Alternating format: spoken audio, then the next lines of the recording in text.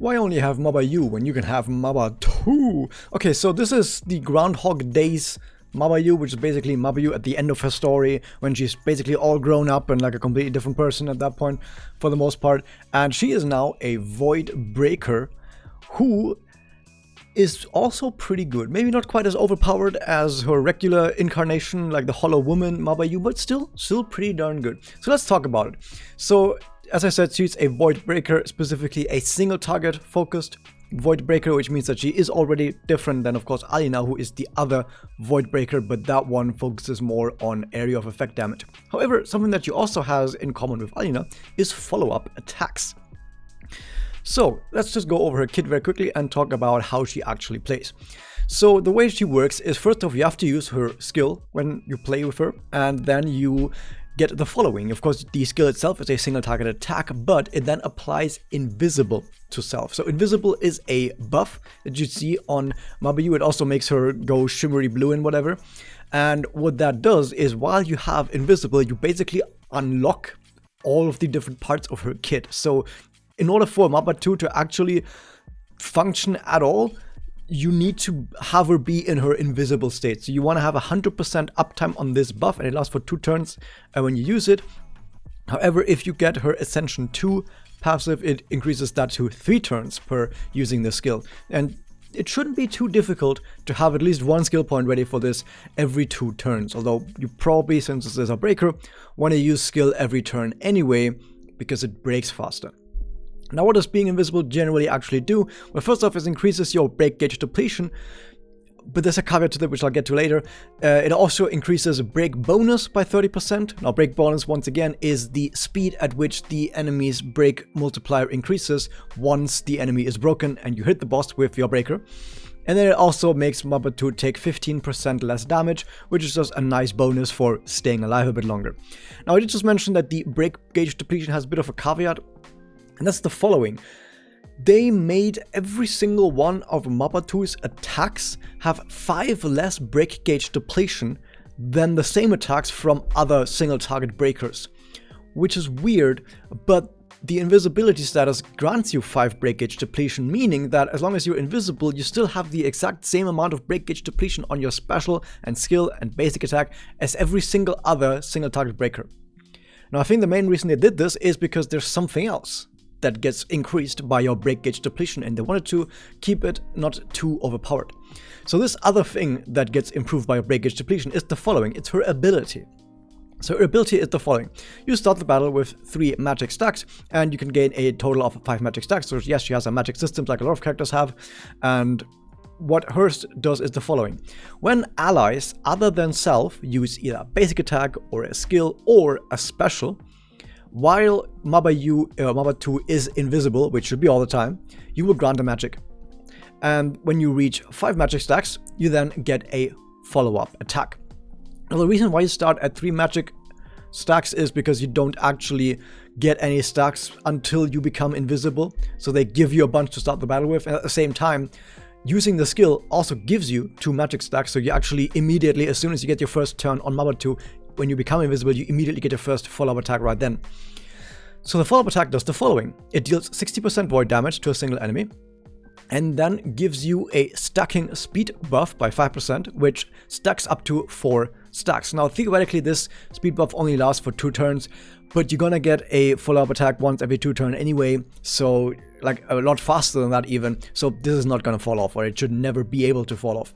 So this just means that you'll have 20% bonus speed just passively, which already is the first thing to point out. She's pretty darn fast once she has this stacked up, which makes her quite a bit faster than a lot of other breakers. The only one I think who might be as fast is Rena, and only because Rena gives herself action advance whenever she uses her skill, but that does mean you have to use her skill on her, or otherwise you don't get this. And of course, the follow-up attack uses up the 5 magic. Now, here's why I mentioned that invisible gives exactly 5 break gauge depletion, but her skill and normal attack and special have 5 break gauge depletion less, which means they actually do the same amount as other characters. But the bonus break gauge depletion for invisibility, of course, also applies to your follow-up attack. So now your follow-up attack, instead of doing the regular, I think, 10 break gauge depletion, actually now does 15. Okay. And you will also see that every single other buff to break gauge depletion, of course, for all the other breakers, buffs their skill, buffs their special, but and their normal attack, but not every single breaker has a follow-up attack, right? Who has follow-up attacks? It's Lux. Don't forget about Lux. If you forget about Lux, I'll come to your house and tell you to not forget about Lux. And Alina, for example. Technically Toka, but no one cares about Toka anyway. So when you get buffs to break gauge depletion, that is of course even more effective if you have a follow-up, because the follow-up can also, on top of everything else, also benefit from increased break gauge depletion, which means that already we can also say, oh, she's not just very fast because of her speed buff, she also benefits from break gauge depletion increases more than most other breakers, because she also gets these follow-ups that also do break gauge depletion much faster than anyone else. Like, Alina gets it like once per turn, but with Mabayu you can get up to like 2 per turn or something like that. You can get a lot more, specifically when we talk about her special as well. And Toka gets it once per special, which is really slow. So overall, you actually get it much faster than most other characters. You get your follow-up attacks. So by giving her more break gauge depletion, you would get a lot more out of it, right? So that's a really nice thing to think about when you think about how she might scale into the future when we get more sources of break gauge depletion increases. Nice. Now to round out the kit, let's talk about her special. So her special deals damage to a single enemy, then gives Mabayu a break gauge depletion buff for 10. So that means that if we combine that with being invisible, she now gets a plus 15 for her follow-up attacks. So her follow-up attacks are suddenly now racking up that break gauge depletion. Really nice. Still not high numbers, by the way. The numbers, I'm going to compare the numbers to other breakers in a second. And what the special also does is it gives everyone a buff to their follow-up and counterattack damage. Quite a lot of them, actually, 50% for 2 turns. And then it also says if you use the special while invisible, you get bonus effects, which, like I said, you're going to be invisible all the time, so this should happen all the time. You also give everyone a buff that increases their damage when targeting elemental weakness. That's a weakness damage bonus, which is a really powerful buff, and she has it as a breaker. We'll talk about also what that means a bit later.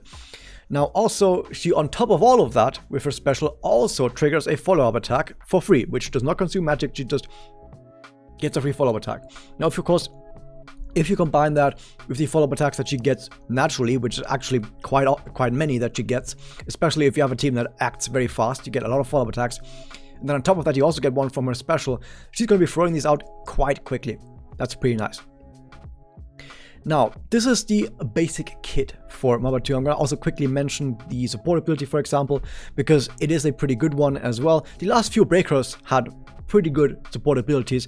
The release breakers had really bad support abilities. For example, Iroha and Pluvia, for example, have kind of bad support abilities, sadly. But everything that came after that, like most of the ones that came after that, not Reina, but everyone that came after Reina, had like really good support abilities, because you want speed. You want speed if possible for your support Kyoku for breakers. And here we have 20% speed from this one. That's pretty good. And on top of all of that, here's another thing that's pretty good, decent. When you use a special attack for the supported character, they then increase their break gauge depletion by 5 for 2 turns, which once again is a very small bonus. But if you were to equip this on someone who had a follow-up attack, maybe someone like an Alina, for example, that would actually make this buff be even more effective, right? So overall, pretty decent support ability, but nothing groundbreaking, nothing that's kind of overpowered or anything like that. But decent to have at least. And then you have her EX, which I can tell you right now, you do not need to farm her EX. It's bad. What it does is, on basic attack, it grants 2 MP. Okay, so if you're using, she's one of those characters where you kind of don't want to use a basic attack, because of course you break faster if you use more skills. So of course you want to use the skills more as often as possible. There is an argument to be made to have a playstyle where you use more normal attacks woven in between her skills. You can do that, and then this will give you at least something for it, but it's suboptimal. I'm not a fan of buffing playstyles that are suboptimal. I'm much rather a fan of buffing what is optimal so that it can be even better, right?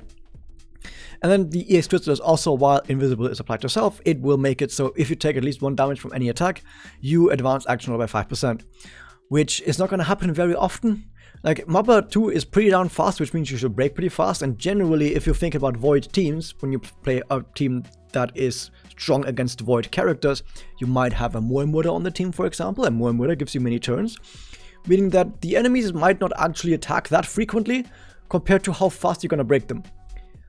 And even if enemies get a lot of turns, this is not going to be as much action order as is going to be helpful, because keep in mind, you're action advancing a breaker a little bit. That usually is not going to make a big difference on most fights, to action advance a breaker by a little bit. What would make more of a difference if it was, for example, someone who was a defender or a healer who might keep you alive when the enemy attacks, right? Because when the enemy attacks, you drop low. Then giving action advance to a defender or healer might actually help keep you alive in situations like that. Or if you get an action advance, of course, just generally while the enemy is broken, that would be really effective. But on a single target breaker before then, it might make you break the boss a tiny bit faster, and maybe in some situations you could maybe break the boss one turn sooner. But that's a lot of maybes that I'm not sure is worth an entire Chrysalis slot for it. Now, if you think about the alternatives, you have, of course, the 10% MP up, which, of course, the EX Chrysalis only gives you that MP for basic attack. The 10% MP Chrysalis is for everything. Then you have the 8 Speed Chrysalis, which I think overall might come around to being more helpful than the 5% action advance only when you take damage. And then on top of that, the third Chrysalis could either be a Guard Chrysalis, and Guard is pretty darn powerful if you have a lot of it. Like, Guard Chrysalis makes you play with worse sustains or makes you punch above your weight, which can be pretty important if you're not a whale who has access to the best things in the game and you're worried about surviving. Guards are really good, so third slot might be a guard, but third slot could also be Swift Grace, which when the enemy breaks, you get a buff for break bonus and speed, which might actually be really good for Mabayu here as well, so that when the enemy breaks, you immediately get more turns and you can get that break bonus to rack up that multiplier really high. So that might also be a good choice. So you see, there's a lot of really good choices that are all just very solid or very strong in most situations, that the EX is just not worth it in compared to how few the number of cases are where it's actually going to be helpful to you. And then lastly, we'll talk about her ascensions. So I'm going to mention, usually I don't mention ascensions that are the same between other characters, but I'm going to mention the Breaker Ascension 1 also gives a break gauge depletion buff, which might be more relevant for someone like Mabayu, because like I said, you get a lot of follow-up attacks, and those follow-up attacks also benefit from that break gauge depletion more so than other characters might. So her Ascension 1 might be a little bit more important than for other characters. And then on top of that, of course, her Ascension 2 makes it so that now your invisibility lasts a turn longer, which means that if you mismanage your skill points, you don't lose invisibility that quickly, so you can hang on to your invisibility a little bit faster, a little bit longer, even if you mismanage your skill points, which should never happen. So in most cases, if you're playing well, this will never apply to you anyway. And then, but more importantly, it then also makes it so your follow-up attacks, and this is one specifically follow-up attack, has even more break gauge depletion. So if you combine all of it, we actually do get a decently high amount of break gauge depletion between everything, right? So we do actually end up having follow-up attacks that do a decent amount of bonus break gauge depletion. And we are pretty fast because of the speed buff that we get. So how fast do we actually break on our Mabayu? Do we break as fast as a Mifuyu? No, I don't think anyone breaks as fast near as Mifuyu, because Mifuyu on a crit team gets like 2 specials per turn, and a special specifically, if you get her to Ascension 5 and you get special level 10, she's going to break everything that exists in the game within like 2 turns, and it's not even going to be close. It's absurd how fast Mifuyu can break. So we don't even have to compare it to Mifuyu, because that's unfair. But for example, if we compare it to Mel, okay, that it's not that easy to figure out exactly how she stacks up against Mel, because Mel's a bit weird. It's a bit difficult to figure out exactly how fast this is. I try to figure out like mathematically if she breaks faster than Mel. It's hard to tell because of all of the variances, but Mel might still be slightly faster. I'm not entirely certain about that, but I think there's somewhere in the vicinity. It kind of comes down to how many turns you actually get and how many specials you get when you play with Mabayu, because Mabayu gets stacks from specials, but how many specials you get depends on which team you're playing, right? So since you're using Mabayu, you're not gonna have a Pluvia because you're not gonna play 2 breakers. So it kind of depends on what other characters you're running. Like if you play Mummy, for example, Mummy, has really good synergy with Mabayu, which might be lore-related reasons for that, because more MP generation means more specials means more stacks for Mabayu, means more follow-up attacks, so yeah. But let's also compare to other characters. Toka. So Toka buffs her own break gauge depletion by, I think, 15 per her passive, and then another 10 from her special, which is plus 25, which is a higher bonus than what Mabayu gets as her break depletion bonuses.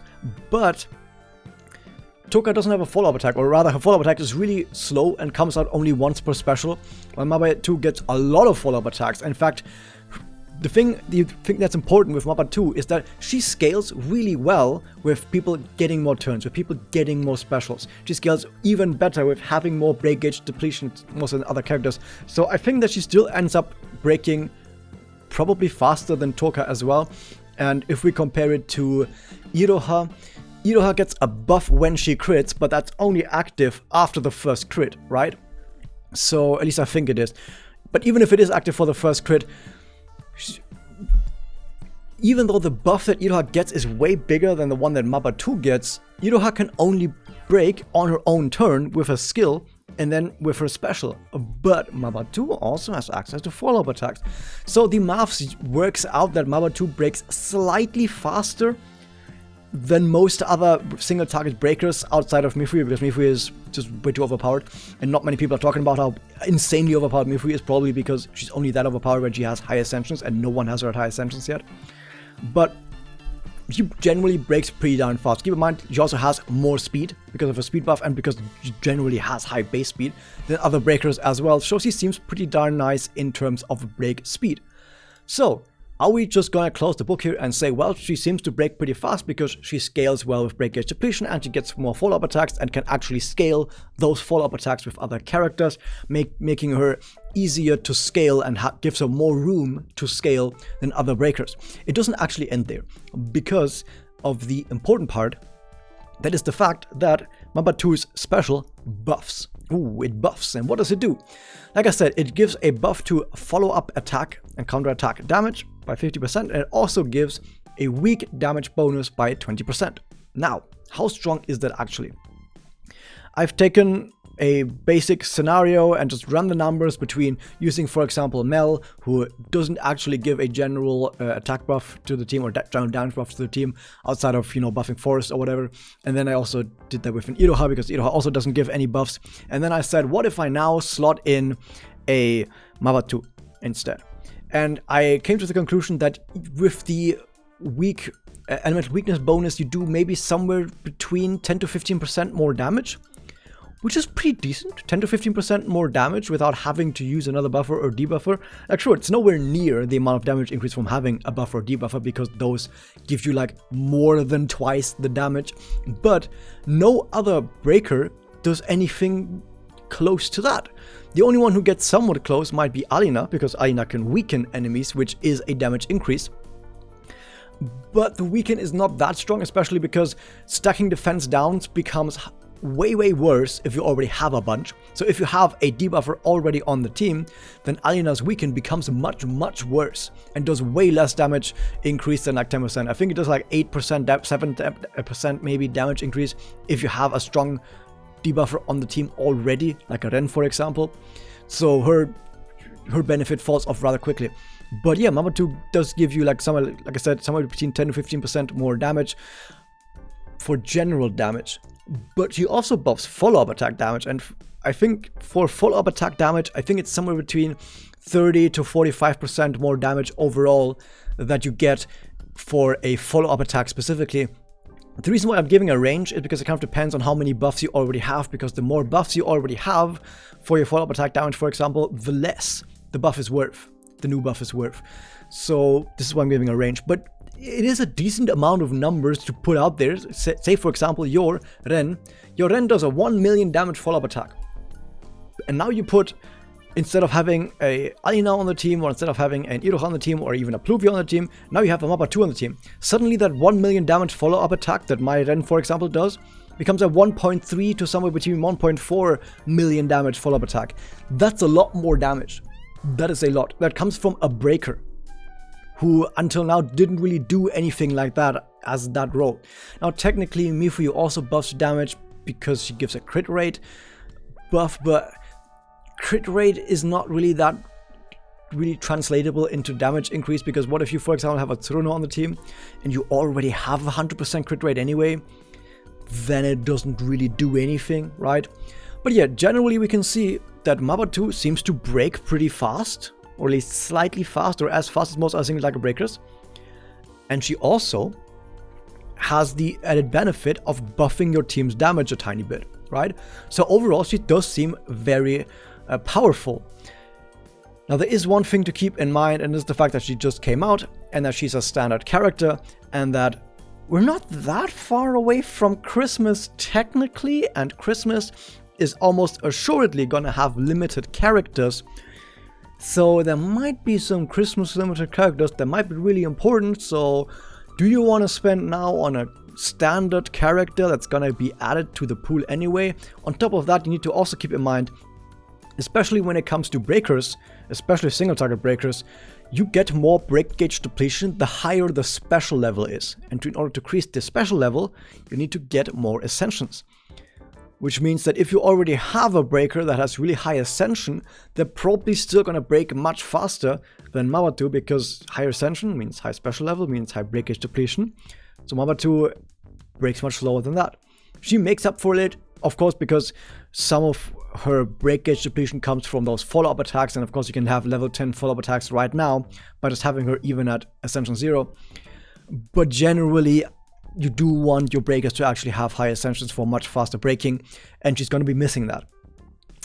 At least her Ascension 1 and 2 are pretty decent for her, but that said, even though she seems like a pretty strong choice for a breaker, also keep in mind she has 15% damage reduction. I know it doesn't mean that much, but it's pretty decent. She also has bonus break bonus from her being invisible, so I guess that's also something that she has over some breakers.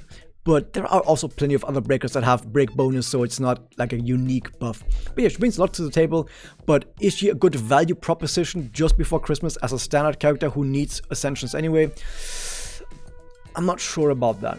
I'm not sure if the value is quite there, but if you have some money to spend, if you really like Mabayu, which apparently according to our recent server survey, where we surveyed our entire community for what are your favorite characters, number 1 was Homoda, number 2 was Mabayu, and I'm not joking, she was even ahead of Madoka. And by the way, if you're wondering, but Mami is so popular. Mami, I think, was like in the top 10 somewhere way far back. Mami is not actually nearly as popular as people might think, by the way.